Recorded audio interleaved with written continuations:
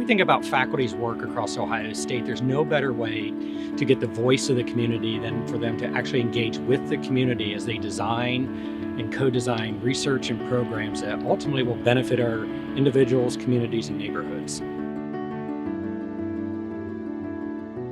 There are times in which the university and the academy can feel a little bit removed from people in their everyday lives, and when we engage the community, we bring our work, all of the things that are going on in the university in terms of resources and research to the people, and that relationship becomes circular, right? So the community is infusing our research and making it relevant to the lives of the people who will hopefully benefit from the research that we're conducting here in the university. The community really knows best what they need. And so when you're doing research with the community, you want to make sure that their voices are centered in the research question and the way that you approach the research and the way that you engage the community.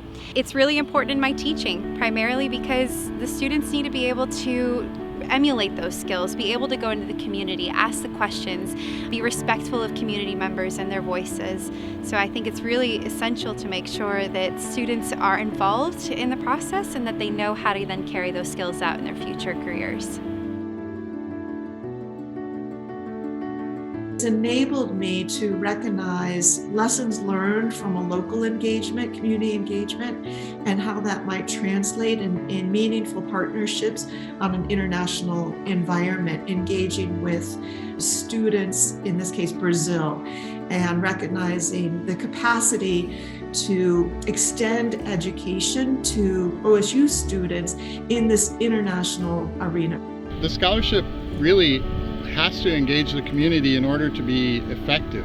If I don't engage the community, I'll ask the wrong questions. I need to engage the community to ask the right questions, to ask, once I understand the questions, how to engage them and involve them to get the information we need to try and make a difference. And that's what we're all about, really, in doing research at any institution, I hope, is trying to make a difference.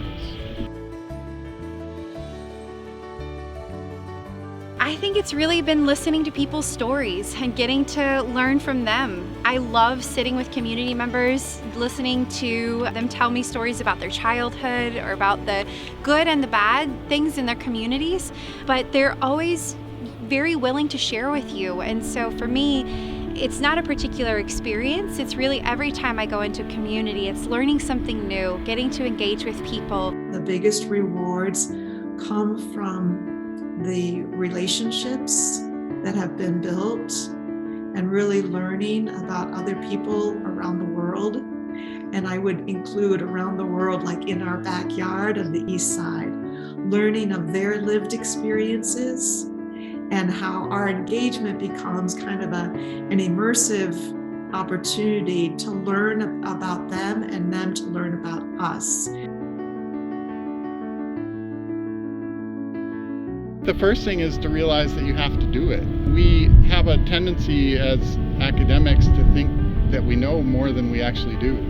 And to provide real, engaged research in a community means really involving them as a partner in a meaningful way.